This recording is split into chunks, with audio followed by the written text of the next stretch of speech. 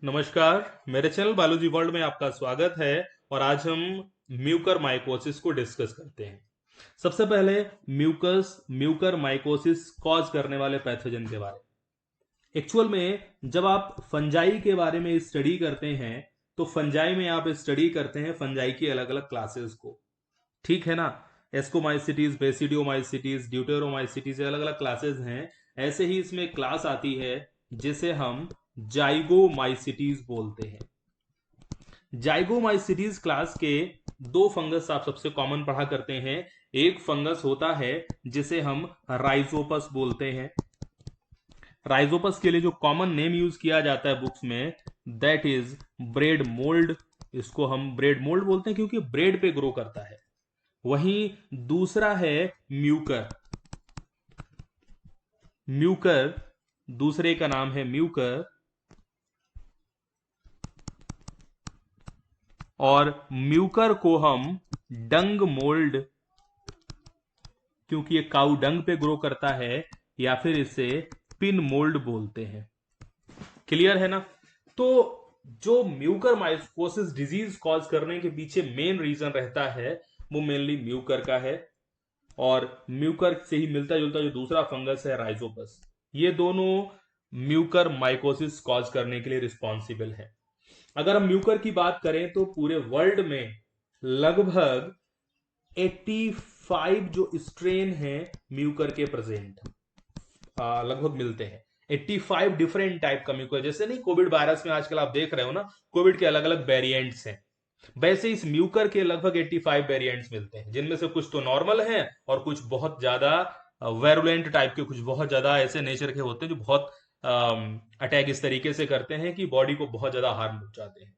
चलिए, मिलते कहाँ हैं स्पोर्स इनके, ये कैसे स्प्रेड होता है, इस चीज को देखिए। देखिए, सबसे पहली चीज क्या होती है, फंजाई का एक नेचर होता है, जितने भी फंजाई हैं ये मेनली डिकम्पोजिशन में पार्टिसिपेट करते हैं। डिकम्पोजिशन में मतलब जो dead and decaying organic matter है उस पे उसको क्या करते हैं, ये ब्रेक करते हैं। उसको ब्रेक करके उसको उसके जो कॉम्प्लेक्स मॉलिक्यूल्स होते हैं उनको सिंपल मॉलिक्यूल्स में ब्रेक कर देते हैं। इसी को हम डिकम्पोजिशन बोलते हैं। और उसी से एनर्जी लेकर के ये ग्रो करते हैं। तो इनमें एक्चुअल में होता क्या है, इनमें जब ये ग्रो करते हैं, रिप्रोड्यूस करते हैं, तो ये स्पोर्स बनाते हैं। इन स्पोर्स के ऊपर एक कवरिंग होती है जिससे एटमॉस्फेयर के रेजिस्टेंस से इन पे कोई फर्क नहीं पड़ता है। और फिर ये स्पोर्स एयर में रिलीज हो जाते हैं। ठीक है ना। तो अब होता क्या है, जो स्पोर्स सॉइल पर जो डिकम्पोज हुआ था मटेरियल उसमें भी है, एयर में भी चले गए, सराउंडिंग में जो वाटर है वहां भी चले गए। तो अगर हम कहें कि ये म्यूकर म्यूसिडो, यानी कि जो म्यूकर नाम का फंगल पैथोजन है जो म्यूकर माइकोसिस कॉज करता है, ये कहां मिल सकता है, तो सिंपल सी चीज है, हर जगह मिल सकता है। ये आपको सॉइल में मिलेगा, ये आपको डंग में मिल जाएगा, काउ डंग में तो मिलेगा ही मिलेगा ना डेफिनेटली। इसके अलावा इसके स्पोर्स आपको वाटर में भी मिल जाएंगे। ठीक है ना। प्लांट्स के ऊपर अटैच मिल सकते हैं। ठीक है। और जो लिटर वगैरह होता है, हम कह सकते हैं जो डिकेइंग मटेरियल होता है, डिकेइंग लीव्स वगैरह होती हैं, इन सबके ऊपर ये मिलेगा। समझ रहे हो ना, मतलब हर जगह इसको मिलना है।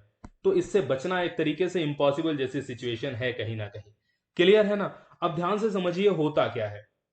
ये बहुत तेज से इंक्रीज करता है, इन्फेक्शन बहुत तेजी से कॉज करता है, लेकिन ये केवल इन्फेक्शन उन लोगों में कॉज करता है जिन लोगों की जो इम्यूनिटी होती है ना, ऐसे लोग जिनकी इम्यूनिटी बहुत वीक होती है, जिनकी इम्यूनिटी वीक हो गई है उन पर अटैक करेगा। जैसे अगर कोई कंट्री बहुत पुअर हो, ग्रो ना अच्छे से कर पा रही हो, उस कंट्री के पास खुद के सर्वाइवल के लिए पैसा नहीं है ना, तो सराउंडिंग कंट्रीज ऊपर अटैक करना स्टार्ट कर देंगी और उसको ऑक्यूपाई करने लगेंगी। समझ रहे हो, कुछ वैसी ही सिचुएशन यहां पर है। जब इम्यूनिटी बहुत वीक होती है किसी पर्सन की, तो ये जो पैथोजन होता है ये हमारी बॉडी में एंटर करता है मेनली रेस्पिरेटरी ट्रैक के थ्रू। ठीक है ना। और क्या करना लगता है, ये हमारी बॉडी को हार्म करने लगता है। ठीक है ना, हमारी बॉडी में इंफेक्शन को इंक्रीज करने लगता है।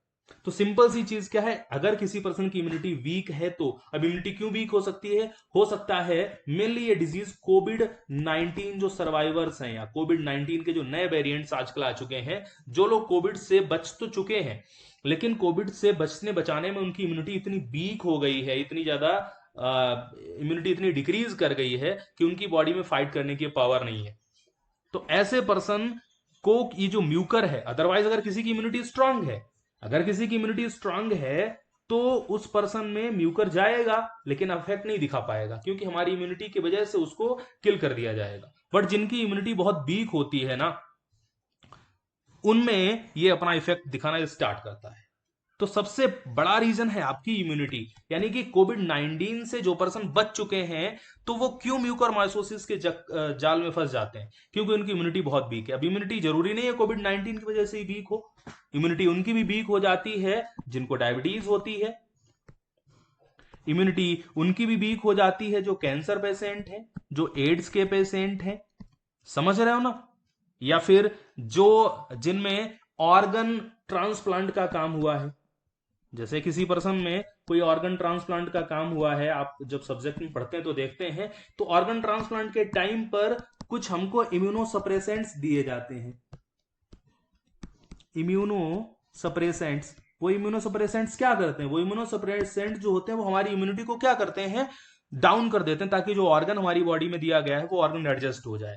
तो इम्यूनोसप्रेसेंट जैसे क्या हो सकते हैं, साइक्लोस्पोरिन हो सकता है, साइक्लोस्पोरिन हो सकता है, कॉर्टिसोल हो सकता है, इनका यूज किया जाता है इम्यूनोसप्रेसेंट की तरीके से। अब किसी पर्सन को इम्यूनोसप्रेसेंट दे दिया गया, ऑर्गन ट्रांसप्लांट, किसी की किडनी ट्रांसप्लांट हुई है और उसको इम्यूनोसप्रेसेंट दिए गए, तो उसका इम्यून सिस्टम वीक हो चुका है। इम्यून सिस्टम जो बहुत वीक हो चुका है तो आपकी इम्यूनिटी डाउन है और आप इस तरीके की डिजीज से सफर कर सकते हैं। वहां पर जरूरी नहीं है कोविड 19 से रिकवर करने वाले ही सफर करें, अदर भी सफर कर सकते हैं। यहां पर समझ रहे हो, आपकी इम्यूनिटी इस म्यूकर माइकोसिस डिजीज से बचने के लिए आपकी इम्यूनिटी स्ट्रांग होनी चाहिए। क्लियर। अब देखते हैं हम थोड़ा सा कि टाइप्स क्या है म्यूकर माइकोसिस के। तो देखिए टाइप्स ऑफ म्यूकर माइकोसिस। एक चीज और कि जो लोग ये सोच रहे हो, जैसे हम कोविड कभी स्प्रेड करता है जब कोई एक पर्सन कोविड से इन्फेक्टेड है और दूसरा पर्सन जो उसके टच में आ रहा है तो कोविड उसमें ट्रांसमिट हो सकता है। बट अगर आप अपने रूम में बैठे हैं तो कोविड आपके पास नहीं आ सकता, आप अगर दूर हैं सबसे तो कोविड नहीं आ सकता। बट जो म्यूकर है, म्यूकर नाम का जो फंगस है, वो आपके पास किसी भी सिचुएशन में आ सकता है, क्योंकि वो एयर में भी है, वो वाटर में भी है, वो सॉइल में भी है, वो हर जगह उसके स्पोर्स जो होते हैं वो हर जगह अवेलेबल होते हैं, तो वो आपको छोड़ेगा नहीं। समझ रहे हो, इट मींस आप अपनी इम्यूनिटी को स्ट्रांग करने पर काम करें इससे बचने के लिए। चलिए टाइप्स ऑफ म्यूकोरमाइकोसिस देख लेते हैं। सबसे कॉमन सबसे पहले आता है rhino cerebral, rhino cerebral mucormycosis. मतलब राइनो सेरेब्रल म्यूकोरमाइकोसिस का मतलब क्या है कि एक्चुअल में राइनो टर्म जो होता है वो नोज के लिए यूज होता है, यानी कि कई बार ये जो वायरस है, ये जो फंगस है, ये नोज के एरिया को इन्फेक्ट करता है। इसके साथ साथ जो पैरानेजल साइनसेस होते हैं, पैरानेजल साइनसेस क्या होते हैं, आप कभी नेट वगैरह पे सर्च करिएगा। जैसे हमारे माउथ है, माउथ पे ये नोज वाला एरिया है, ठीक है, ये किसी पर्सन की नोज है तो यहाँ इसके सराउंडिंग में ये हल्का सा हमारी आईब्रोज है, ये यहाँ पे आईज वगैरह हो गए, तो ये वाला जो एरिया होता है ना, ये वाला जो एरिया, ये वाला दूसरा ये जो एरिया रहेगा यह नोज के पास, यहाँ पर कुछ चेम्बर्स टाइप के होते हैं। इन चेम्बर्स को हम पैरानेजल साइनसेस बोलते हैं।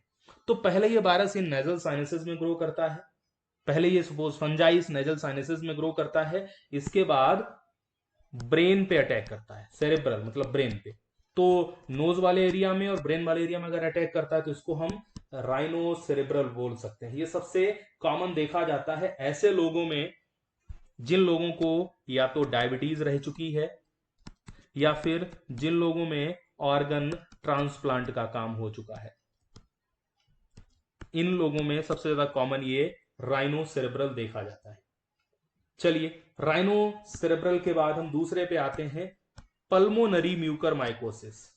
Pulmonary Mucor mycosis. अब ये पल्मोनरी म्यूकर माइकोसिस क्या होता है, पल्मोनरी पल्मोन्स टर्म यूज होता है लंग्स के लिए। पल्मोन्स मीन्स होता है लंग्स, मतलब अगर किसी के लंग्स में कोई प्रॉब्लम क्रिएट हो गई है, लंग्स में म्यूकर माइकोसिस हो रखा है, तो उसको पल्मोनरी म्यूकर माइकोसिस की कैटेगरी में रखेंगे, ठीक है ना। ये उनमें होता है जिनमें या तो ऑर्गन ट्रांसप्लांट का काम हो रखा हो, मोस्ट प्रोबेबली ऑर्गन ट्रांसप्लांट, या फिर जिनमें स्टेम सेल ट्रांसप्लांट हुआ हो, स्टेम सेल ट्रांसप्लांट हो रखा हो। इन लोगों में most probably pulmonary Mucor mycosis के चांसेस होते हैं। तीसरे पॉइंट पे अगर हम देखें तो आता है gastro intestinal Mucor mycosis. Gastro intestinal Mucor mycosis क्या है? यानी कि स्टमक और इंटेस्टाइन के एरिया में म्यूकर माइकोसिस का इंफेक्शन अगर काज हो जाएगा तो इसे गैस्ट्रो इंटेस्टाइनल म्यूकर माइकोसिस बोलते हैं। ये मेनली यंग चिल्ड्रन में, मतलब यंग एज लोगों में ज्यादा दिखाई दे सकता है, यंग चिल्ड्रन में ज्यादा दिखाई दे सकता है, ठीक है ना। तो ये हो गया आपका gastro intestinal Mucor mycosis.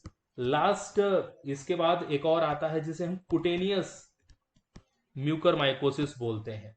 Cutaneous में क्या होता है? कुटेनियस का टर्म यूज किया जाता है स्किन के लिए। हमारी स्किन पर कोई कट लगा हुआ है या स्किन पर कोई और किसी तरीके से कुछ इंजरी हो रखी है तो कई बार ये स्किन के थ्रू भी एंटर करता है और वहां पर स्किन के एरिया में ये डैमेज कॉज करना स्टार्ट करता है। स्किन के साथ हमारी आईज वाले एरिया में, इन एरियाज में इन्फेक्शन कॉज करना स्टार्ट करता है। इसके बाद जो लास्ट आता है that is disseminated Mucor mycosis. ये डिसेमिनेटेड म्यूकर माइकोसिस क्या होता है? इसमें क्या होता है एक्चुअली डिसेमिनेटेड में कि अगर कोई व्यक्ति है उसमें म्यूकर माइकोसिस हो रखा है तो ये जो ब्लड वगैरह होता है ना, ब्लड स्ट्रीम में एंटर करता है, ब्लड स्ट्रीम में, और ब्लड स्ट्रीम से अदर ऑर्गन्स तक भी पहुंचता है, अदर ऑर्गन्स तक यहां से ट्रेवल करता है। ये ब्लड स्ट्रीम में मतलब एंटर कर गया, ठीक है ना। तो फिर उसको हम डिसेमिनेटेड म्यूकर माइकोसिस की कैटेगरी में रखते हैं। तो ओवरऑल म्यूकर माइकोसिस की ये 5 कैटेगरीज आती हैं। एक तो हो गया राइनो सेरिब्रल, दूसरा हो गया पल्मोनरी, तीसरा हो गया gastrointestinal, cutaneous and disseminated Mucor mycosis. Clear है? अब इसके बाद देखो ध्यान से समझिए, लास्ट अगर पॉइंट हम देख लें ट्रीटमेंट में, मैं कोई डॉक्टर नहीं हूं बट मैं बता रहा हूं नॉर्मली मैंने जो इंफॉर्मेशन इकट्ठी की है। तो यूजुअली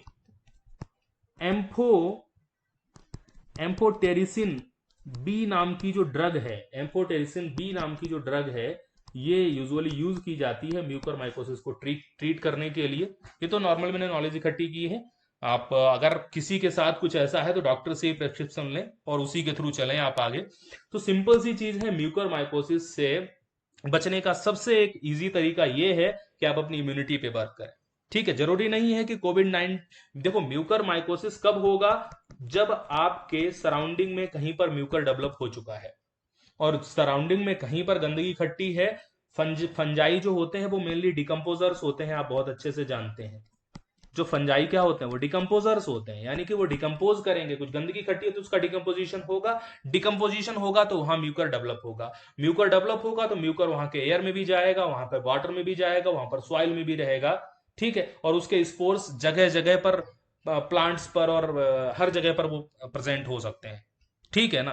तो म्यूकर अगर आपके सराउंडिंग में डेवलप हो चुका है तो फिर वो आप तक इजीली पहुंच ही सकता है। तो सबसे इजी ये है कि आप जो अपनी इम्यूनिटी है ना, इम्यूनिटी को बूस्ट अप करने के लिए काम करें। आप योगा एक्टिविटीज करें, आप एक्सरसाइज करें, आप अनुलोम विलोम टाइप के ऐसे प्राणायाम करें जिससे आपके लंग्स स्ट्रांग हो, आपकी इम्यूनिटी बूस्ट अप हो, ठीक है ना। उम्मीद है आपको समझ में आया होगा। धन्यवाद।